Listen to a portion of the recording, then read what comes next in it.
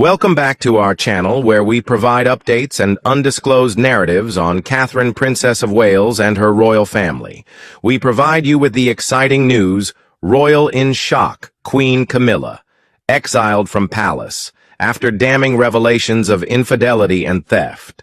A rapid and clandestine inquiry into the palace uncovered definitive proof of marital adultery and the illicit appropriation of invaluable royal artifacts, including many items that were formerly owned by the late Diana, Princess of Wales.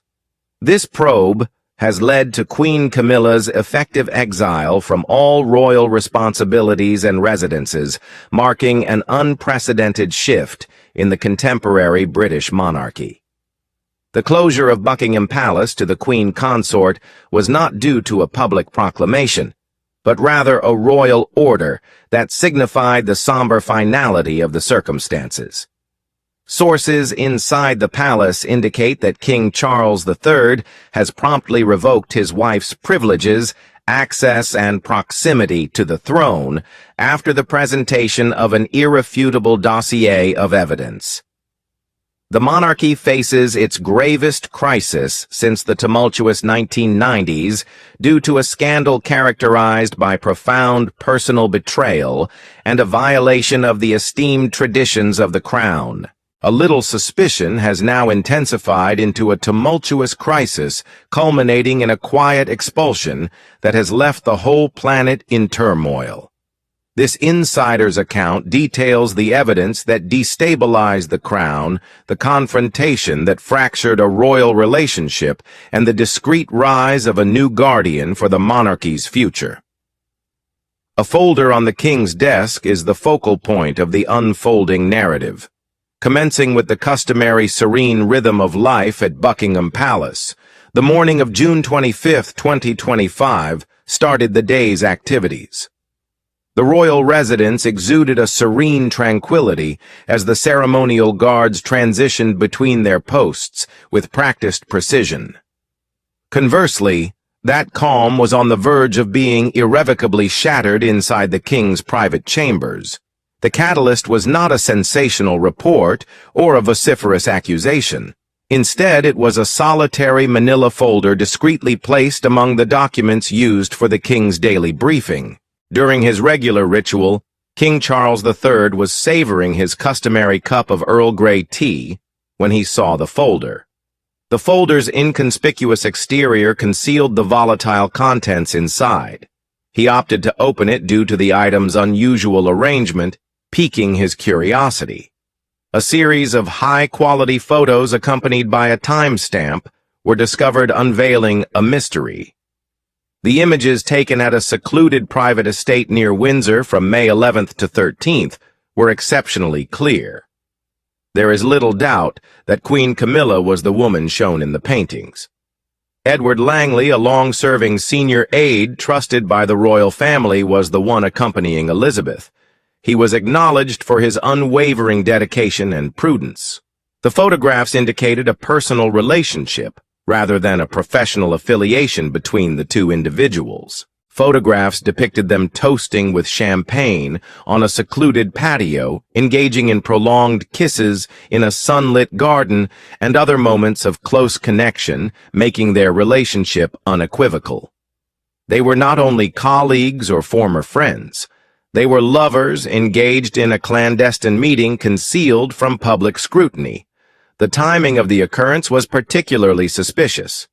King Charles believed that his wife was on a wellness retreat alone. She said that she was taking this respite from the pressures of royal life to attain peace and clarity. However, the evidence shown to him suggested that her hideaway offered an entirely other kind of solace. Despite enduring profound personal sorrow, the king paused for reflection. He had an intense feeling of betrayal and sought an alternative explanation, a plausible justification to assist him in coping with it. This, however, was not the endeavor of a paparazzo for a tabloid or a gossip columnist seeking an opportunity. The monarchy's discreet but formidable security organization conducted the internal surveillance, a seldom acknowledged entity that consistently seeks possible threats. The security team's verification was impeccable.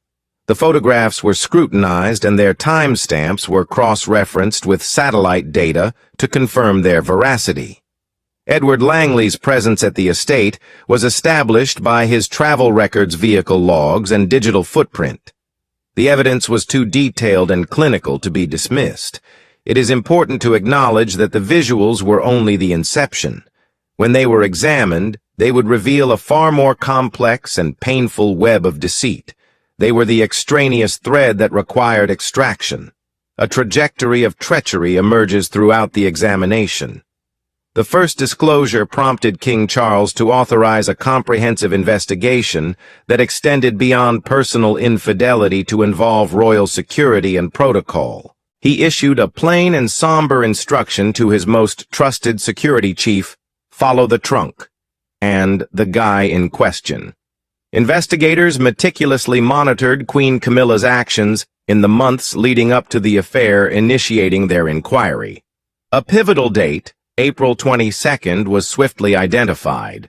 Official documents indicated that she accessed the royal heirloom vault on that day, citing heritage research for an upcoming exhibition. This is a plausible and typical endeavor for a senior royal, as she may have been conducting such research. However, a notable anomaly was discovered. A nondescript lockable trunk was documented as having exited the vault with her that week. However, it lacked the requisite dual signature authorization and customs documentation. Once it left the palace grounds, the trunk vanished from all official records, effectively disappearing. The investigation assembled the facts remarkably swiftly. Furthermore, the enigmatic trunk had been dispatched to a private chamber near Windsor, the site of Camilla's initial encounter with Edward Langley. During their 3-day occupancy, no cleaning personnel were permitted entry, although this stipulation did not raise any alarms at the time. Subsequent surveillance analysis revealed a significant occurrence on April 23rd. A vehicle registered to Queen Camilla was stationed at a Secret Service entrance of the estate for approximately 1 hour. The trunk's contents were extracted from the vehicle, and upon its return, it was never observed again. The final report presented to King Charles on the morning of July 1st represented the culmination of weeks of arduous effort. Although concise, it was profoundly distressing. The report's summary indicated that Camilla had accessed the vault using a high-level override code, which had been decommissioned in 2014 but remained operational due to a security vulnerability. On that day, 2 items of immense historical and personal significance were reported missing: a pair of diamond and pearl earrings known as Diana's caterpillar earrings, and the esteemed Spencer choker. Despite their total insured value exceeding £650,000, King Charles regarded them as invaluable due to their connection to Diana's legacy. The family artifacts previously safeguarded by velvet and glass had now disappeared. Camilla's vehicle was observed idling outside a loading dock for 45 minutes, constituting an unauthorized and unannounced stop, as evidenced by surveillance footage captured at Clarence House on the day of the vault visit. This footage corroborated the veracity of the account. The elements of a narrative that few wished to accept were coalescing. At its core lay a transgression that undermined the very essence of the monarchy, transcending mere infidelity. Camilla had not only violated her marital vows, but had also appropriated items from the institution's history irrevocably linked to the memories of the woman she had supplanted. As the evidence mounted, a final discovery resolved the narrative. The encrypted communications exchanged between her and Edward Langley were retrieved from a secured tablet found in her private study. Although articulated in a formal style, their implicit significance was clear. They conveyed a desire for freedom, ownership, and a life unshackled from the constraints of royal power. The trunk and its contents were never referenced during their discourse. For King Charles, the puzzle was complete. Infidelity and thievery constituted the two forms of betrayal stemming from a silent, insidious suspicion that had evolved into the stark reality of a dual affair. Rather than emanating from an external adversary, the transgression had arisen from within his own household, specifically from the woman who had stood beside him upon his ascension to the throne. The treachery was neither loud nor violent. Instead, it was clandestine cunning and masked by the smiles and grandeur associated with royal obligations. Nonetheless, this was an undeniable truth, and a response was now inevitable. The attentiveness of a princess is seen in the pearls of truth. While the king was engaged in his clandestine investigation, a more overt drama unfolded. Catherine, the Princess of Wales, orchestrated this spectacle with her keen intellect and unwavering intuition. A discreet private luncheon was held at Buckingham Palace on June 29, 2025, to celebrate a new charitable achievement for Princess Charlotte. The gathering was organized specifically for this occasion. The guest list comprised only 32 immediate family members and senior aides, rendering it an exclusive event. The affair was a refined gathering devoid of media presence and grand ceremonies. At 12:14, Catherine arrived, emanating an aura of effortless elegance and tranquility. She donned a light blue day dress, subtly alluding to an ensemble worn by Princess Diana at a charity event in 1995. Her public appearance was marked by a meticulous attention to historical details. Shortly thereafter, her attention was captivated by Laura Lopes, Camilla's daughter, who was seated beside a north-facing window. Although Lopes donned a modest ensemble, Catherine's gaze was ensnared by her earrings. They featured an intricate drop design adorned with 3 pearls and diamond accents reflecting the afternoon light with a soft yet distinctive brilliance. Within the princess, an instinct honed through years of examining the royal collection ignited. These pearls were not ordinary, they possessed a storied provenance. Maintaining her composure, Catherine quietly requested her assistant to obtain the digital catalog of the family treasures from the royal archives. Within minutes, the file appeared on her iPad.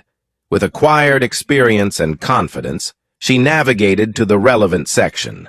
There meticulously documented were the Qatar pearl and diamond drop earrings from 1986, gifted to Princess Diana by the Emir of Qatar during a state visit to the United Kingdom.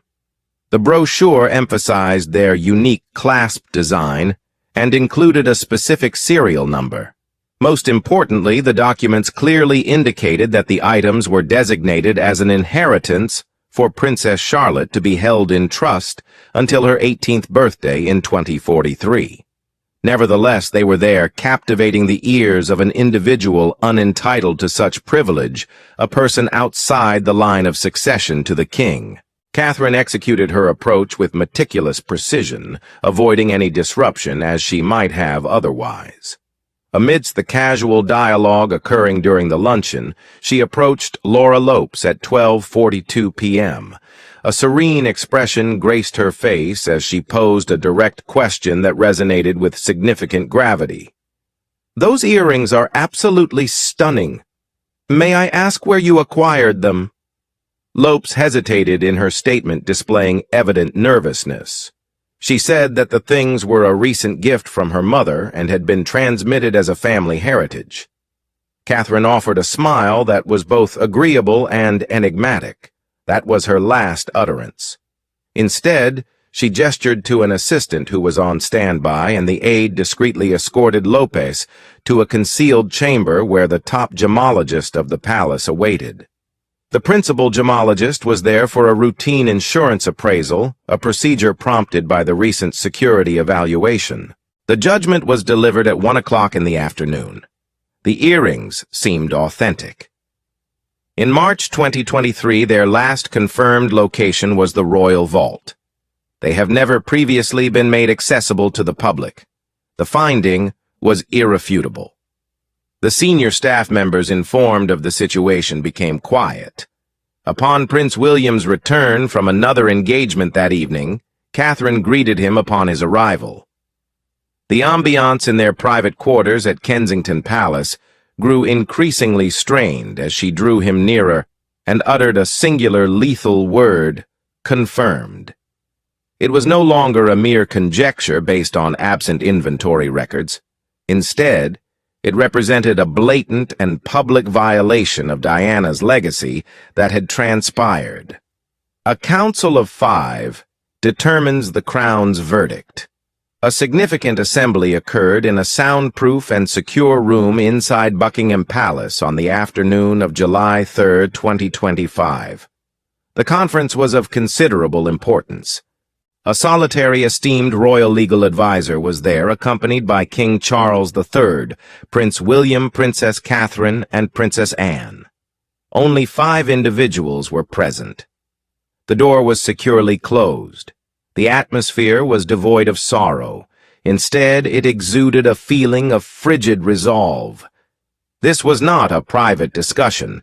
Instead, it was a judicial hearing. The proof paperwork was presented to King Charles, who occupied the head of the table. He said that the problem had gone beyond personal grievance and had become a matter of royal law and sacred heritage. He exhibited no emotion when delivering his comments. Princess Anne, known for her pragmatism and staunch protection of her family's legacy, was evidently appalled. Her visage was taut with fury and indignation. For her, this issue was beyond the purloined diamonds. It also included the exploitation of her family's legacy and the profound disdain shown towards the memory of her deceased mother. A statue embodying restrained sorrow, Prince William epitomized composure. When he finally spoke, his voice was subdued but powerful, expressing a depth of sadness that went beyond mere anger. He said, "She has endeavored to appropriate a history that does not belong to her." And his remarks had the gravity of a conclusive verdict. "She lacks the authority to assert this history." Catherine, positioned behind him, remained silent, her presence embodying both serene strength and resolve. King Charles gave the following 5 non-negotiable instructions. A. 1. Termination of access. Queen Camilla's access to all royal palaces and residences was swiftly and entirely revoked. 2. Reassignment of duties. Within 48 hours, all of her royal obligations, patronages, and ceremonial activities were to be rescinded and new assignments allocated. 3. A security lockdown was enacted, necessitating a change of all access codes to the private archives and royal vaults by midnight. 4. Revocation of protection. The private security detail provided by the Crown was set to be withdrawn. 5. A total cessation of all official communication channels between her and the royal family was mandated under the rules of the communication blackout. Although she would retain the title of Queen Consort for the time being, it would be just nominal. The title lacked substantive powers or privileges. This was an unequivocal decision. Upon Camilla's arrival at Clarence House that evening, she received a sealed letter from the king. It specifically included the official directive. At the bottom, in his own handwriting, Charles inscribed 3 last words: "Trust has been irrevocably lost." The controversy erupts, and the royal walls can no longer contain it. The palace intended for the issue to be addressed internally, signifying a discreet but merciless removal. However, mysteries of this magnitude pertaining to the royal family often emerge into the open. The material was revealed via a deliberate presentation rather than a leak on the morning of July 6th. The Times featured the headline, "Queen Camilla in Secret Affair and Jewel Theft Scandal" on its main page. The article, meticulously researched and verified by royal insiders, detailed the whole terrible affair. It reverberated globally. The document's most damning element was a juxtaposition featuring a photograph of Laura Lopes at the dinner beside a historical image of Princess Diana. The images were indistinct, but discernible, and originated from the Windsor retreat. Both individuals adorned themselves with recognizable pearl earrings. The reaction from the general public was immediate and fervent. Social media was inundated with hashtags like Cheating Queen, Diana's Legacy, and Not My Queen, which are now trending globally. Within the first 12 hours, a video montage contrasting images of Camilla throughout the years with footage of Diana garnered over 5 million views. The film montage's slogan said, "History appropriated before our eyes." People were not just unhappy, but also enraged over the situation. It symbolized a beloved princess, a shared history, and a breach of trust. The gemstones served as a symbol. The headlines in tabloids were callous and unfeeling. The Sun proclaimed, "Legacy Looted in Dissent." The Daily Mail published the title, "Betraying Diana Twice." A YouGov poll conducted on July 7th presented a distinct picture. The proportion of those who regard Camilla highly has declined to a record low of 21%. Catherine, however, is seen by the public as the custodian of the royal legacy, resulting in her approval rating soaring to 85%. For many, this was a moment of postponed justice, a last accounting for the perceived injustices that transpired in the future. The ascendancy of a guardian and the subdued exile of the character. On July 7th, the directive given by the king was executed. The name Camilla is no longer included on the official royal family website. The staff she employed at Clarence House were terminated. She was conveyed in a discreet, unmarked car to Ray Mill House, her home in Wiltshire, which now serves as her permanent exile. By nighttime, her belongings had been packed, and she was transported there. She remained silent, gazing vacantly at a universe that no longer recognized her as its sovereign. The driver then noted that it was the quietest journey he had ever encountered in his whole career. As Camilla descended into disgrace, public focus shifted. Rather than striking the king who was grieving, it struck the woman who had remained still under the tempest. On July 8th, Catherine, Princess of Wales, entered the royal vault at Windsor Castle. She undertook a solemn mission, escorted just by the head archivist of the crown. Her direct oversight of the inventory and the preservation of each item in the Diana collection extended for many hours. A comprehensive analysis was conducted on each item, during which its provenance was validated and its origin was reconfirmed. Access was now restricted to Catherine and the future royal steward, who would eventually train Princess Charlotte. New biometric locks were installed and appropriately fitted. Upon completion, she put a little envelope previously inscribed inside the drawer, housing Diana's most intimate possessions. The object has the inscription, "For Charlotte," on its front. "In commemoration of her memory, with all my affection." Maternal figure. On that day, Kensington Palace released 2 photos to the public. One of them showed Catherine standing firmly before the vault that had just been secured.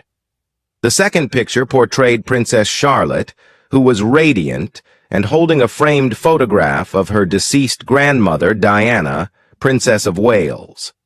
The message was not articulated orally, yet was comprehended by everybody. The inheritance was certain. The monarchy had sustained damage, but it remained intact. The world saw the undeniable rise of another queen, not by proclamation, but through her character's sense of duty and earnest commitment to uphold a history that was never commodified. This resulted in the discreet demise of one queen seen by the world. It seemed that the crown had finally been entrusted to the rightful hands. Thank you for watching the video. Please let us know your thoughts, and goodbye for now.